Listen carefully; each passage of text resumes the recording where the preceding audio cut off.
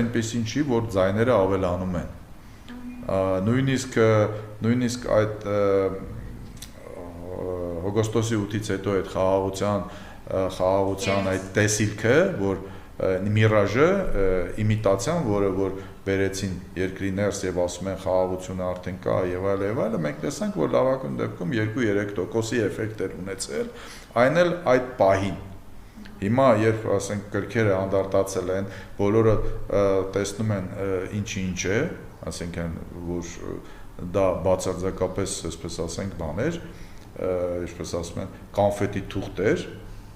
փայլող թուղթեր, ուղղակի ցույց տվեցին, այո, ասենքն իմիջիայլոց Փաշինյանի այս բաները, ներվային պահվածքը